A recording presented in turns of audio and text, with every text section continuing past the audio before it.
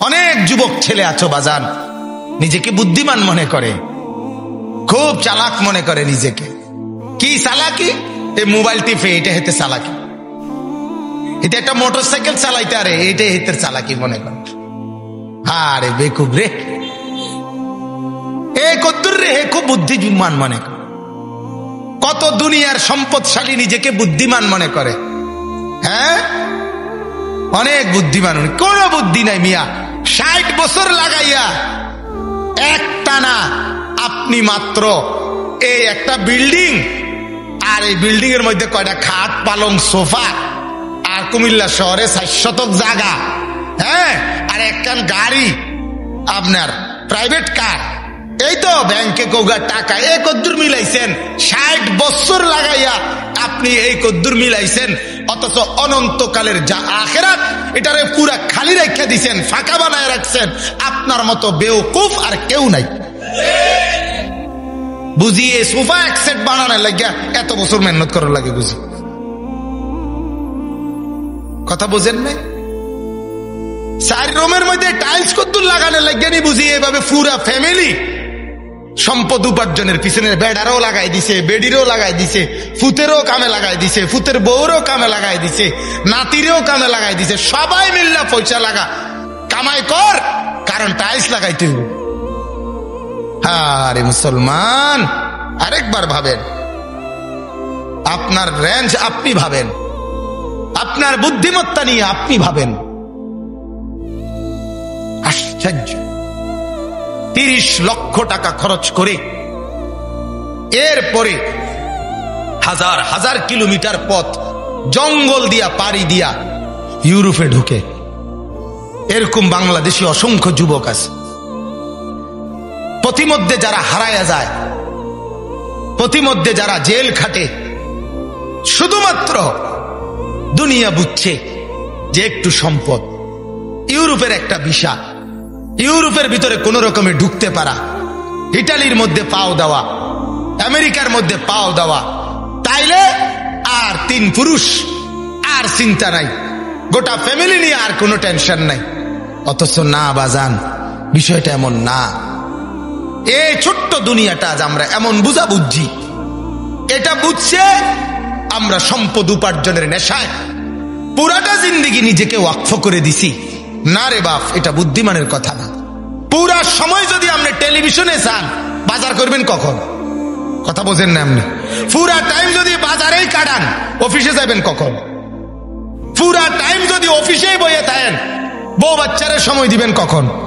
তাহলে বুদ্ধিমান তো সে যে তার সবগুলোকে ম্যানেজ করে, ঠিক কিনা বলে? তাহলে এই সবগুলোর ম্যানেজের মধ্যে আখিরাত এটার লগে লইলে অসুবিধা কি? আমার কথাটা বুঝছেননি?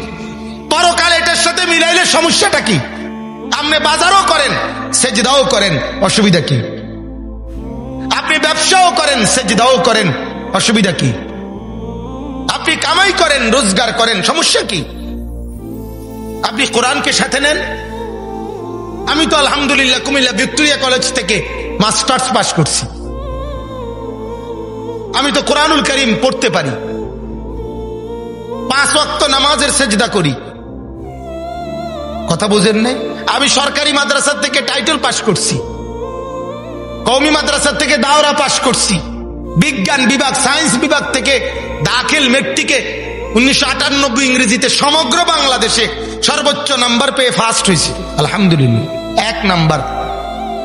আমি খুব দূরের মানুষ না, আমি ঠাকুরপাড়া আমার বাসা, কুমিল্লা শহরে ঠাকুরপাড়া বড় মসজিদের ইমাম সাহেবের ছেলে আমি। আমার আব্বা ঠাকুরপাড়া বড় মসজিদে 43 বছর এক মসজিদে ইমামতি করছে, এক মসজিদে। এরপর আব্বা ইন্তেকাল করছে।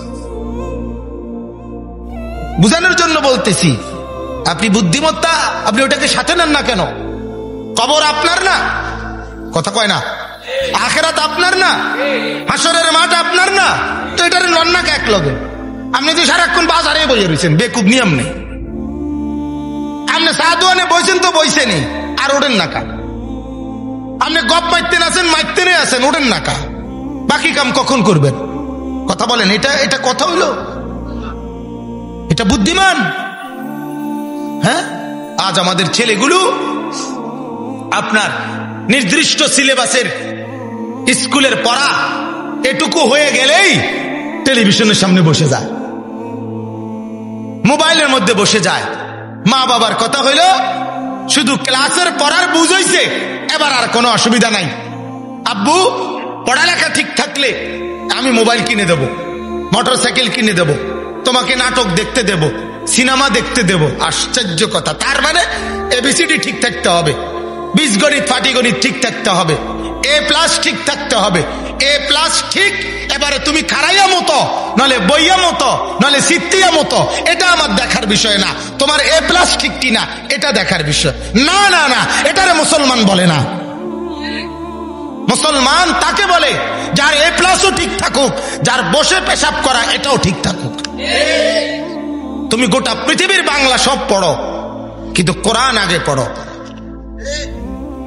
তুমি গোটা আটলান্টিক মহাসাগরে যত পানি, তুমি তার চাইতে বেশি জ্ঞান অর্জন করো।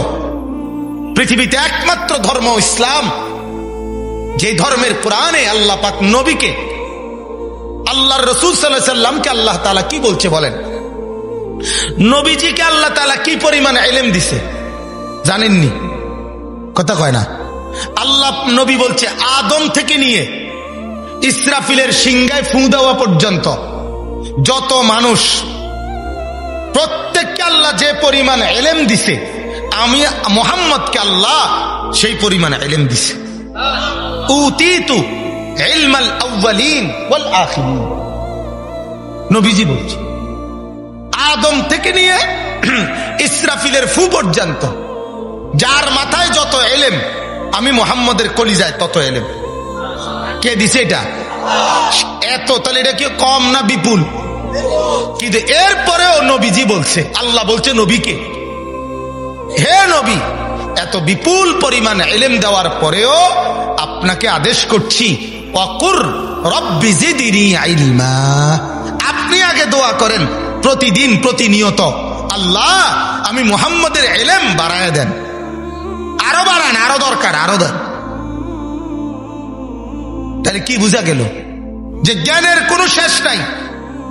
আপনি আরো পড়েন, আরো জানেন, আরো বোঝেন, কিন্তু কোরআন বাদ দিলেন কেন? একটা বারও ভাবলেন না? আরে মুসলমান কেন বাদ দিলেন বলেন না? এখানে একজন জবাব দেন না। এই ছেলে, তোমরা একজন জবাব দাও না, দাঁড়াও না, দাঁড়াও, একটা ছেলে কও না। যারা কোরআন শরীফ পড়তে পারো না, একটা ছেলে দাঁড়াও না। কি লেগে, কোন যুক্তিতে এটা বাদ দিলা? এটা এখন অসল না, এটা অযৌক্তিক, এটা অবাস্তব, এটা কোনো গবেষকদের কাছে এটা পরিত্যক্ত। কি কারণ থাকতে পারে? বদনসিব। তোর বাপকে বলিস বেটা, আজকে গিয়ে বলিস যে বাপ তুই আমারে কেন কোরআন থেকে বঞ্চিত করলি। ওই মাকে বলিও। আমি বললাম যদি বিবেক থাকে বেটা, আমি বললাম না, ওই ভাই বলছে। আমি আরো স্পষ্ট বলি, আমি বক্তা না, আমি ওয়াইজ না, ওই প্রধান বক্তা, বিশেষ বক্তা, প্রধান আলোচক, আন্তর্জাতিক খ্যাতি সম্পন্ন মুফাসসিরে কোরআন, বিশিষ্ট ইসলামী চিন্তাবিদ, আমার দৃষ্টিতে সব ধোঁকা, এগুলো সব ধোঁকা। আমি আসরের পর মাগরিবের পর বুঝি না, আমি দুপুর বুঝি না, সকাল বুঝি না, আমি ফেরিওয়ালা।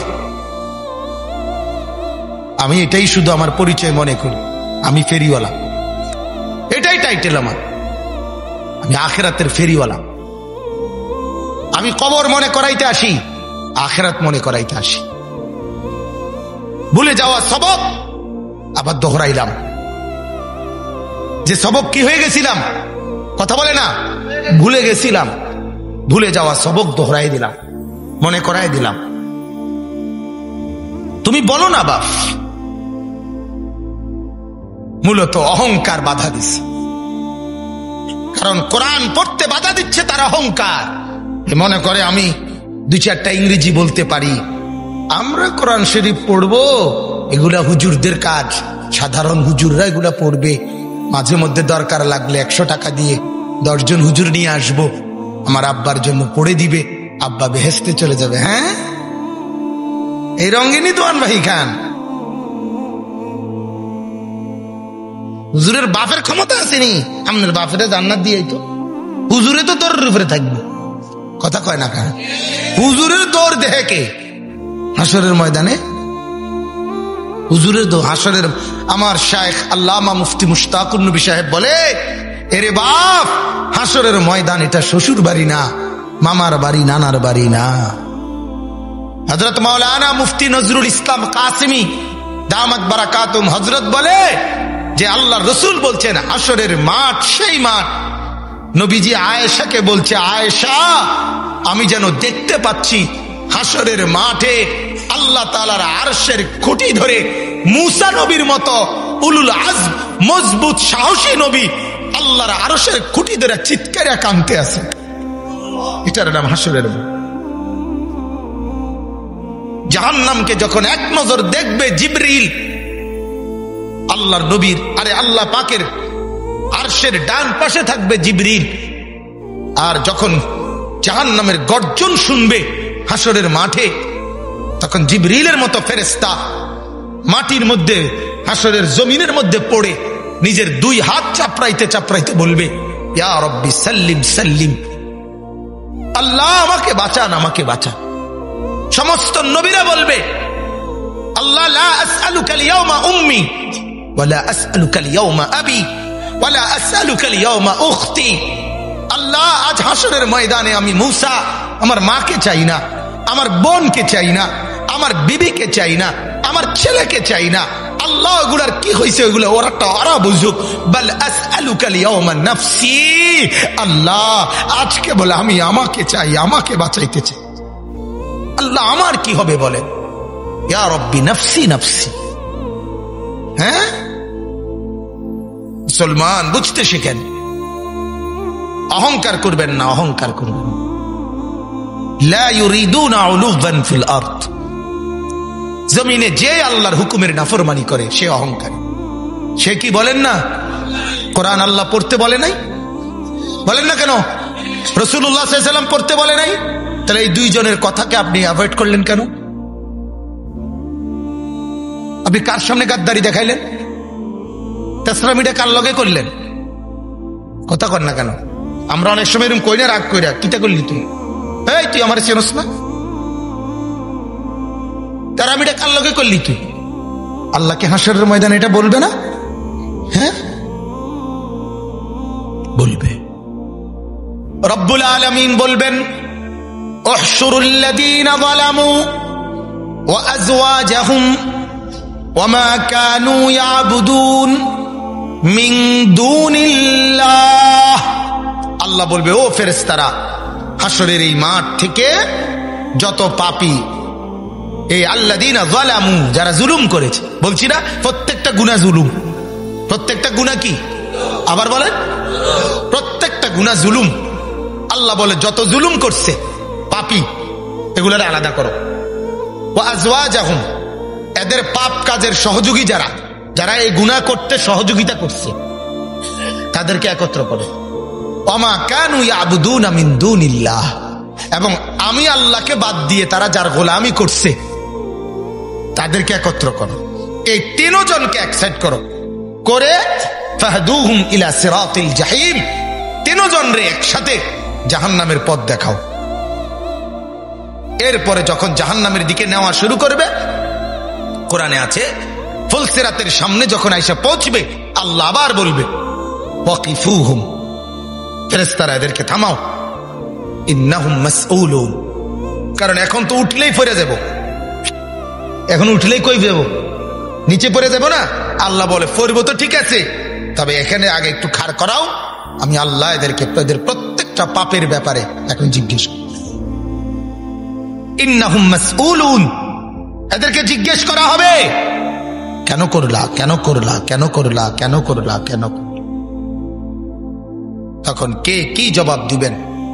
এজন্য যুবক, তুমি তোমাকে বাঁচাও, বাপ আপনি আপনাকে বাঁচান, মা মাকে বাঁচান। প্রত্যেকেই ফিকির করেন, প্রত্যেকেই ফিকির করেন। প্রতিটা সেজদা ছুটে যাওয়া, যার কপালে সেজদা নাই, তুমি অহংকারী। যার পকেটে সুদের টাকা তুমি অহংকারী, যার জবানে মিথ্যা কথা তুমি অহংকারী।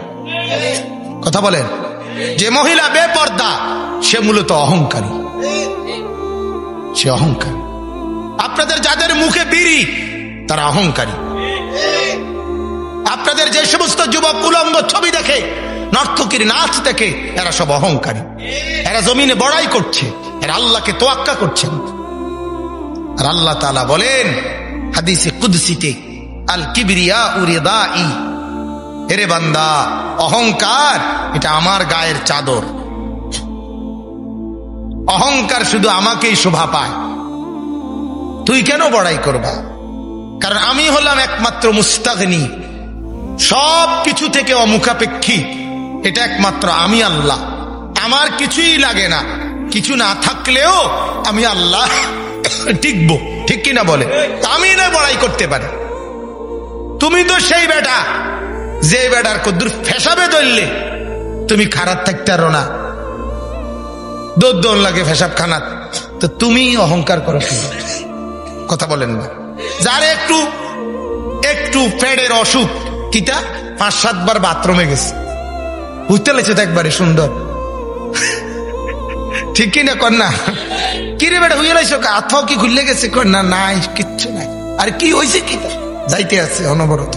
আর কিতা যা পায়খানা না যায়, কথা কর না, পায়খানা না যায়, তাইলে বেটা পায়খানা না কদ্দুর বেশি গেলে গা তোর শরীরের থেকে তুই হুইতালাস, তুই বড়াই করো। তুই কেমন দুর্বল! পায়খানা একটু বেশি বাইরে গেলে তুমি কি হয়ে যাও? দুর্বল হয়ে যাও। সেই দুর্বল তুমি বড়াই করো? তুমি কেমনে বড়াই করো? আমি কেমনে বড়াই করি? কথা বলেন না কেন? এজন্য আল্লাহ বলেন ওয়ালা তামশি ফিল আরদি মারাহান, ও আমার বান্দা আমার জমিনে অহংকার করো না, অহংকার করো। ইন্নাকা লান তাখরিকাল আরদা, আল্লাহ দুইটা কথা বলছে অহংকারীকে। হে অহংকারী, তুমি কিন্তু যত অহংকার করেই হাঁটো না কেন, আমার জমিন কিন্তু ছিদ্র করতে পারত না। বাড়ি দিয়া দেখো তোমার পাও দাও, ফাটাইতে পারবা জমিন? কথা বলেন না কেন? দামি বুট জুতা দিয়া জমিন ফাটাইয়া ফাটাইয়া যাওয়া যাবে? আল্লাহ বলে পারতাম। ওয়ালান তাবলুগাল জিবালা তুলা, আবার মাথা যে আলগি দিয়ে কথা কও, কদ্দুর আলগি দিছে? এদ্দুর না, একবার এমনি সোজা করলে এদ্দুর। কিন্তু পাহাড়টা তোমার সামনে, যে পাহাড় আল্লাহ বলেন ওইটা পর্যন্ত মাথাটা নেওছে। কথা বলেন না? তাল গাছের সমান নাও, সুপারি গাছের সমান নাও, তো বেড়াগিরি করো কেন? তোমার চাইতে তো আমার সুপারি গাছ লম্বা, তোমার চাইতে তো আমার তাল গাছ লম্বা, তোমার চাইতে তো আমার হাতি উঁচা, ঠিক কিনা বলেন? তা তুমি বড়াই করো কেন? এই জন্য আল্লাহ বলেন বড়াই করবা। অহংকার সাজে না, বান্দা অহংকার করতে পারে না, মখলুক কোন অহংকার করতে পারে না। এই জন্য অহংকার শুধুই কার? ওয়ালাহুল কিবরিয়াউ, কোরআনে আল্লাহ বলেন ওয়ালাহুল কিবরিয়াউ ফিস সামাওয়াতি ওয়াল আরদ, আসমানেও অহংকার আল্লাহর, জমিনেও অহংকার শুধুই কার? অতএব আল্লাহ তাআলা বলে দিলেন লা ইউরিদুনা উলুওয়ান ফিল আরদি, যে জমিনে অহংকার করে না আমার জান্নাত তার জন্য। আর নবীজি বলছে অহংকারের প্রথম প্রকার হলো হক, কোরআন সুন্নাহ সমর্থিত আল্লাহ রসুলের যে কোনো অনুমোদিত বিষয়কে অবজ্ঞা করা, ছুড়ে দেওয়া, ফেলে দেওয়া, পালন না করা, এটাই কি? কথা কয় না কি? আরেকটা হলো গামতুন নাস, নবীজি বলছে অহংকারের দ্বিতীয় প্রকার হলো কোন মানুষকে তুচ্ছ তাচ্ছিল্য করা, অপর মানুষকে, যেটা আমরা সবাই জানি, অপরকে কি করা? অবজ্ঞা করা, তুচ্ছ করা, এটাও কি? অহংকার। তুমি কোনো মানুষকে অবজ্ঞা করতে পারো না, কারণ কোন মানুষ সৃষ্টিগতভাবে তোমার চাইতে অধম হইতে পারে না, কারণ আদম আর হাওয়ার সূত্রে সবাই আমরা এক সুতায় গাঁথা, ঠিক কিনা বলেন না? অতএব মানুষ মানুষের সাথে কি করতে পারে না? অহংকার করতে পারে না। মানুষ আল্লাহর সাথেও কি করতে পারে না? অহংকার করতে পারে না। সোজা কথা, ইনসান আমরা, অহংকার আমাদের সাজেই না। আল্লাহর লগেও না, রসুলের সাথেও না, সাধারণ মানুষের লগেও না। আমি অহংকার করব কেন? মালিক ইবনে দিনার একজন বড় বুজুর্গ ছিলেন।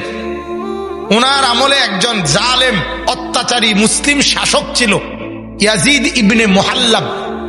অনেক অত্যাচারী, হাজ্জাজ ইবনে ইউসুফের মতো ইয়াজিদ ইবনে মুহাল্লাব। এই লোক একদিন মালিক ইবনে দিনারকে আপনার রাজ দরবারে ডাইকা নিয়া বলছিল, কোন এক বিষয়ে ধমক দিছিল। তখন ইয়াজিদ ইবনে মুহাল্লাবকে মালিক ইবনে দিনারকে উনি জিজ্ঞেস করছে, আপনি আমাকে চিনেন? এই তখন মালিক ইবনে দিনার বলছে, হ্যাঁ চিনি তোমাকে আমি। আউয়ালুকা নুতফা, তোমার শুরু হলো নাপাক বীর্যের ফোঁটা। আখিরুকা জিফা, তোমার শেষ হইল পচা দুর্গন্ধমুক্ত যুক্ত লাশ। হ্যাঁ, ও বাইনা যালিকা আল কাদিরা, আর মাঝখানে তুমি এখন আছো পেশাব পায়খানার একটা ফুটলা। এই হলে তুমি। সুবহানাল্লাহ, সুবহানাল্লাহ। তোমার শুরুটাও নাপাক ফোঁটা, শেষটাও পচা লাশ, আর এখন তোমার পেটে আছে কতগুলো পেশাব পায়খানা। এই লইয়া তুমি। তখন ইয়াজিদ ইবনে মুহাল্লাব মাথা নোয়াইয়া ফেলছে এবং ওনাকে বলছে, হ্যাঁ নাম আরাফতানি হাক্কা, আসলেই তুমি আমাকে সঠিক চিনছো। আমি বুঝি নাই আমাকে, আসলেই তুমি আমাকে চিনাই দিছো। আসলেই তো আমি কিছুই না। আমি অহংকার করব কেন? আল্লাহ আমাদেরকে বুঝার তৌফিক দান করেন।